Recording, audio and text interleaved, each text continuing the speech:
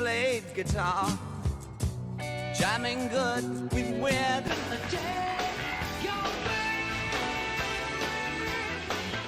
Welcome back to the Rock Vault, where the amps are always hot and the vinyl never stops spinning. Today, we journey back to 1972, a year when albums weren't just records but lifelines of youth and rebellion. These timeless rock classics shaped music history and our memories forever.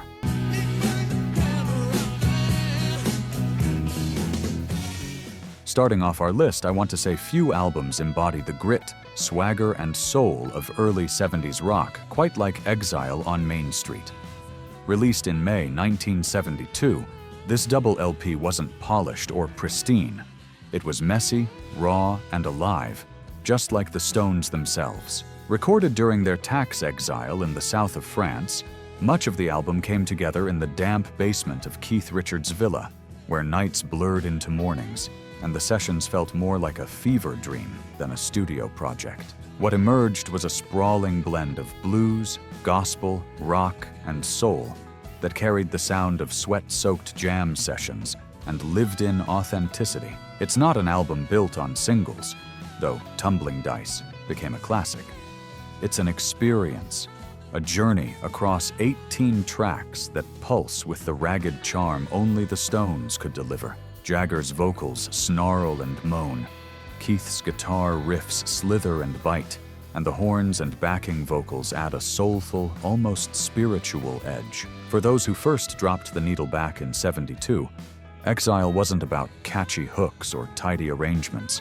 It was about feeling the room vibrate, about losing yourself in the grooves and letting the record run all the way through. It was the sound of imperfection turned into art. A reminder that rock and roll wasn't meant to be flawless. It was meant to be real.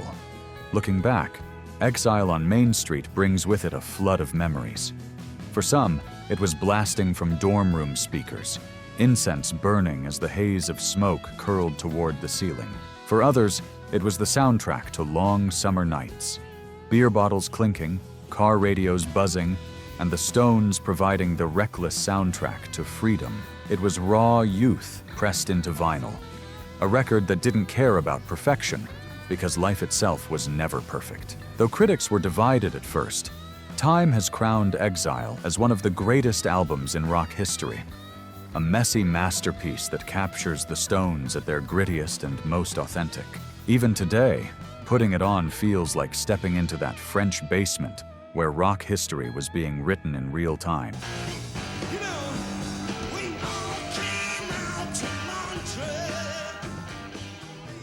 If there was ever an album that captured the sheer power of hard rock at its peak, it was Machine Head. Released in March of 1972, this record became the very definition of volume, speed, and precision, laying down a blueprint for what heavy rock and early metal would become. The riffs were massive, the organ was thunderous, and the energy could fill an arena even when played on a simple turntable. The story behind it is just as legendary. Recorded in Montreux, Switzerland, the band planned to work inside the casino, only to have the venue burn down during a Frank Zappa show. Out of chaos came inspiration. Forced into a makeshift recording space at the Grand Hotel, Deep Purple channeled that fire, literally, into the creation of their most iconic work. From the ashes of smoke on Lake Geneva rose an album that still rattles walls half a century later. Tracks like Highway Star, Lazy, and the immortal Smoke on the Water weren't just songs. They were battle cries. Ritchie Blackmore's guitar cut like lightning. Ian Gillan's vocals soared with untamed force, and John Lord's Hammond organ roared like it was possessed. Together, they created a sound so big, so muscular, it practically demanded you turn the knob past 10. For fans who first spun Machine Head in '72, the memory is visceral. Teenagers blasting it in garages while learning their first power chords. Drivers hammering the accelerator as Highway Star screamed through their car speakers. Bands across the globe trying, usually failing, to replicate the raw ferocity of Smoke on the Water's opening riff. It was the kind of album that turned listeners into musicians and made musicians dream of stadium lights. What made Machine Head so powerful wasn't just its heaviness, but its clarity. Each instrument felt alive, each note struck with intention. It was proof that rock could be both raw and razor-sharp, and it wasn't confined to one hit. This was a front-to-back masterpiece. Side A to side B, every track brought the fire. Decades later, Machine Head isn't just remembered, it's revered. Ask any guitarist about their first riff, and chances are it's Smoke on the Water. Ask any rock fan about pure adrenaline on vinyl, and they'll point to this album. Deep Purple didn't just record songs, they bottled lightning, and the shock still hasn't worn off. Ziggy played guitar, jamming good with weird. Few albums captured the theatrical brilliance of rock quite like David Bowie's The Rise and Fall of Ziggy Stardust and the Spiders from Mars. Released in June 1972, it wasn't just music, it was a universe. Bowie introduced the world to Ziggy, his androgynous, otherworldly alter ego, and in doing so, blurred the line between performance and persona in ways rock had never seen before. Musically, the album was dazzling. From the soaring anthem Starman to the searing rock of Suffragette City, Bowie and the Spiders delivered songs that felt at once futuristic and deeply human. Mick Ronson's guitar sliced through tracks with fiery glam energy, while Bowie's vocals shifted effortlessly from intimate whispers to cosmic shouts. Together, they crafted a sound that was bold, glittering, and unforgettable. But Ziggy Stardust wasn't only about sound, it was about storytelling. The album traced the rise and fall of a rock messiah sent to save the world, only to be undone by excess and ego. It was an opera disguised as a rock record, equal parts prophecy and cautionary tale. And yet, beneath the space-age sheen, the emotions were timeless. Longing, fame, love, and self-destruction. For many fans, the first spin of Ziggy Stardust was an awakening. Teenagers huddled in bedrooms, posters taped to the wall, suddenly realized that rock could be more than music. It could be an identity. Bowie gave permission to be different, to be strange, to sparkle when the world wanted conformity. Those who saw him on TV in platform boots and flaming hair will never forget the jolt of recognition, like he was singing directly to the misfits, the dreamers, the outcasts. Decades later, the legacy of Ziggy Stardust still shines. It wasn't just a landmark in glam rock. It was a cultural moment that redefined what a rock star could be. Bowie's creation influenced generations of artists who saw that rock could be theater, that songs could tell epics, and that image and sound together could create something immortal. Even now, putting the needle down on Ziggy feels like stepping onto another planet. The guitars roar, the lyrics paint visions of apocalyptic starlight, and Bowie's voice reminds us that rock is as much about imagination as it is about rhythm. Ziggy Stardust wasn't just an album in 1972, it was a revelation.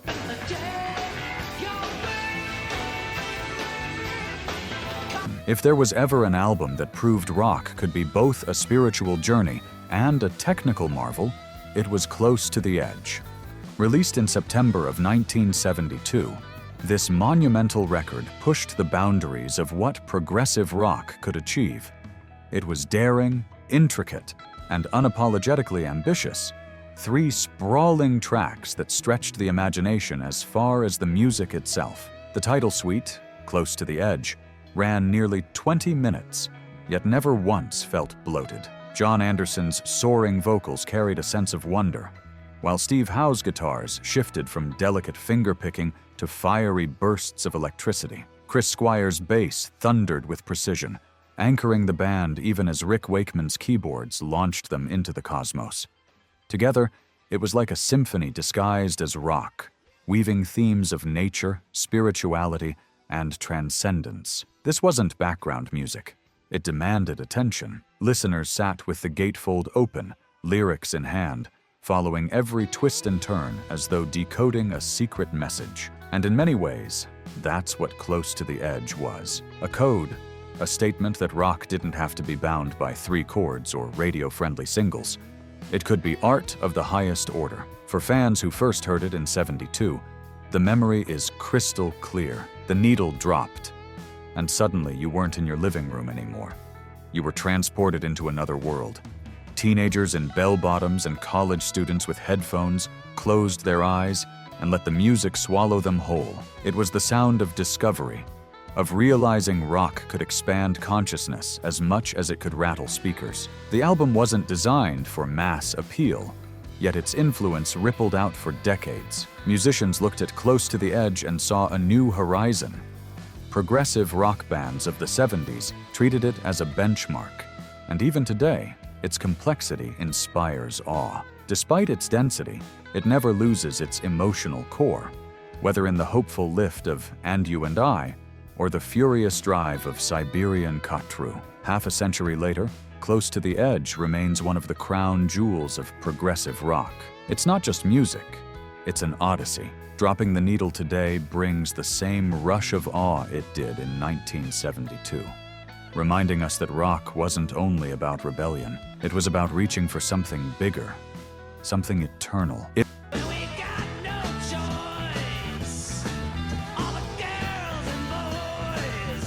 If one album bottled up the restless energy of youth in 1972, it was Alice Cooper's School's Out. Released in June of that year, the record wasn't just an album. It was an act of rebellion pressed into vinyl. Alice and his band took the angst, humor, and wild imagination of teenage life and turned it into anthems that still echo across generations. The title track alone became a cultural moment. With its explosive guitars, sneering vocals, and swaggering chorus, it gave kids everywhere a battle cry for summer freedom. But School's Out went deeper than just the hit single. Songs like Public Animal No. 9 and Gutter Cat vs. the Jets showed a band unafraid to experiment, blending rock with theatrical flair, a dash of Broadway drama, and a whole lot of grit. Behind the outrageous makeup and shock rock image was a group of seriously sharp musicians pushing boundaries. The album even came packaged with a sleeve designed to look like a school desk, complete with graffiti, doodles, and even faux panties inside the first pressings. It wasn't just music. It was an experience. Alice Cooper understood that rock was as much about imagination and showmanship as it was about riffs and chords. And with School's Out, he delivered an album that dared to be playful, outrageous, and unforgettable. For those who lived it, the album was a rite of passage. Teenagers blasted it from their stereos on the last day of school, windows down, feeling like the whole world had opened up. Parents shook their heads. Teachers frowned, but the kids smiled wider because they knew the music was theirs. This wasn't just Alice Cooper's album. It was their soundtrack to freedom. School's Out climbed the charts, going top 10 in both the US and UK, cementing Alice Cooper's band as more than just shock value. They were rock innovators. For fans, it was the sound of long, hot summers, endless nights, and that sweet rush of rebellion. And for Alice himself, it was proof that his theatrical vision could collide with mainstream success. Today, the record still pulses with the same electric mischief. Whether you were a teenager in '72 or discovered it decades later, it reminds us all of what it felt like to be young, defiant, and unstoppable. Against unbelievable odds. Not every great album roared onto the charts. Some whispered their brilliance and waited patiently for the world to catch up. Big Star's #1 record, released in 1972, was one of those albums. It barely made a ripple commercially at the time, but in hindsight, it became one of the most influential rock records of the entire decade. The Memphis Band, Alex Chilton, Chris Bell, Jody Stevens, and Andy Hummel, crafted a sound that drew from the Beatles' melodic sensibilities, the Byrds' chiming guitars, and the sincerity of folk rock, then spun it into something fresh and timeless. The result was a shimmering blend of power pop and heartfelt rock that would inspire generations of bands to come. Tracks like 13 and The Ballad of El Gudo carried an aching sweetness, while Feel and Don't Lie to Me had the crunch and drive of pure rock. It was an album of dualities, delicate and raw, hopeful and bittersweet. The irony of the title, #1 record, was not lost on anyone. Despite glowing reviews, distribution problems meant it never reached the wide audience it deserved. Yet those who did stumble across it in record shops or hear it passed between friends knew they had discovered something special, a secret treasure hidden in plain sight. For fans who were lucky enough to own it in '72, #1 record carried a personal intimacy. It felt less like an album built for arenas and more like a conversation in a bedroom lit by a single lamp. Teenagers could hear their own doubts, dreams, and first loves reflected in the fragile beauty of Chilton and Bell's harmonies. Many recall playing it quietly on turntables during late-night study sessions, or slipping it into mixtapes, meant for someone they hoped would understand them better through music. Though it flopped commercially, its influence snowballed. Bands like R.E.M., The Replacements, and countless alternative and indie acts would later cite #1 record as a blueprint. It became the album that launched 1,000 bands, even if almost nobody noticed it at the time. That's the paradox of Big Star.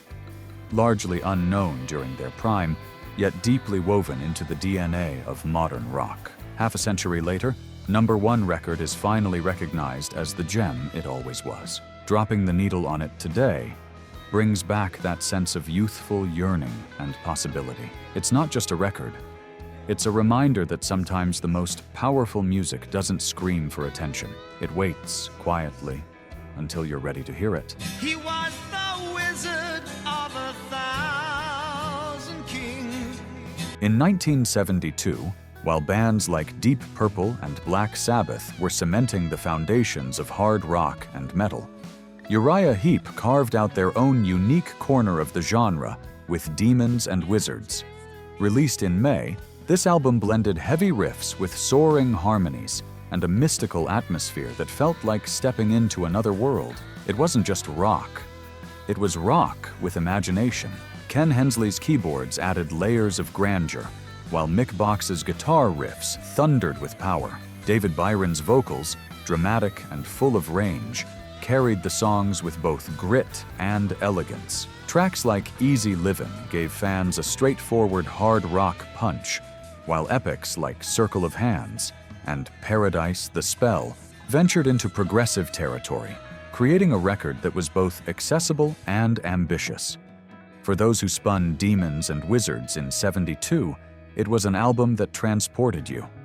Some remember lying back on beanbag chairs, headphones on, eyes closed, letting the album carry them through worlds of fantasy and fire. Others recall cranking up Easy Livin' at parties, air guitaring along while the walls shook. It was an album equally fit for daydreams and adrenaline. Commercially, it was a breakthrough for Uriah Heep, climbing charts in both the UK and the US, and finally giving them recognition beyond their cult following. But for fans, it became something deeper, a record that reminded you that rock could be both heavy and imaginative, both grounded and otherworldly.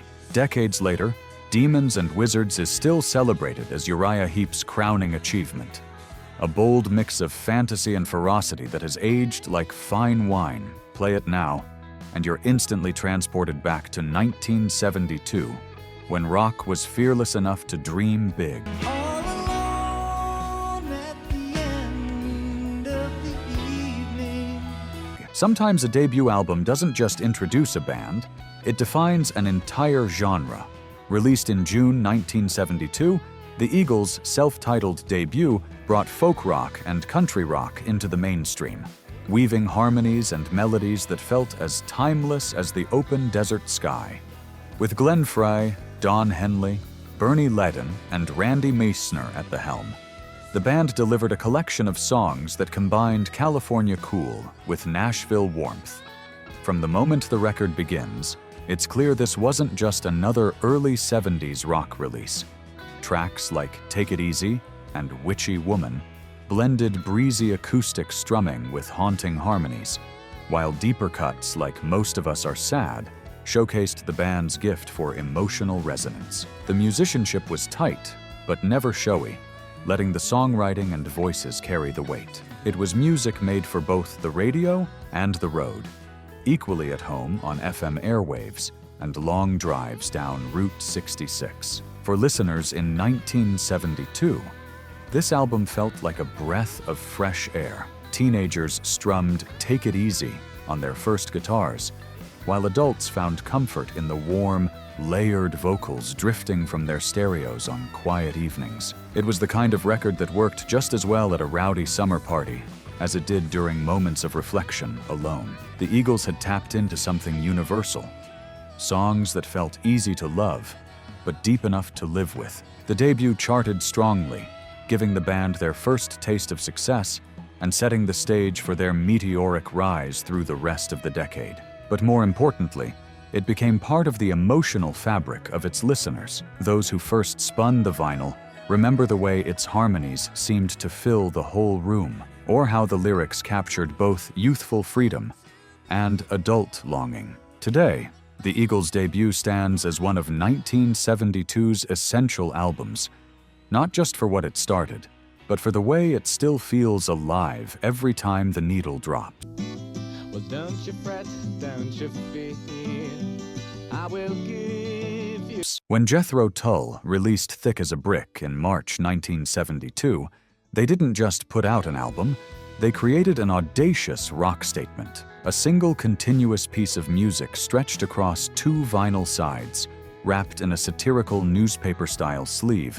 It was as much performance art as it was progressive rock. Ian Anderson and the band dared listeners to abandon convention and take a ride through shifting melodies, complex rhythms, and tongue-in-cheek storytelling. The album blended rock with classical and folk textures, driven by Anderson's unmistakable flute and theatrical vocals. Martin Barre's guitar cut through with both elegance and power, while John Evans' keyboards added depth and grandeur. What could have been pretentious turned instead into a witty, adventurous masterpiece that showed just how playful and creative progressive rock could be. For fans who first spun it in '72, the experience was unforgettable. Sitting cross-legged on shag carpet, newspaper sleeves spread out on the floor, listeners let the music unfold like a storybook. It was less about finding a catchy single and more about sinking into a journey. 40-plus minutes of surprises, shifts,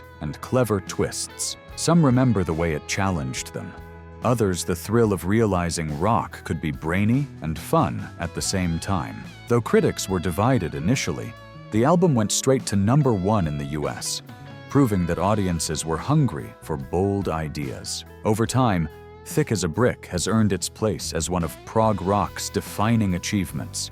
Playful, brilliant, and unlike anything else from the year. Even today, dropping the needle on it feels like stepping into a time when rock bands weren't afraid to dream big, laugh at themselves, and rewrite the rules. It's a perfect closer to 1972's remarkable lineup of albums, an unforgettable reminder of just how limitless rock could be. And there you have it, the unforgettable rock albums of 1972 that didn't just soundtrack a year, but shaped the very soul of an era. From gritty basements to glowing concert halls, these records captured youth, rebellion, and dreams in grooves that still spin true today. Each one reminds us that rock is more than music. It's memory, culture, and identity. Which of these albums takes you back the most? Let us know in the comments below. If you enjoyed this trip down memory lane, be sure to like, share, and subscribe. Until next time, keep the vinyl spinning.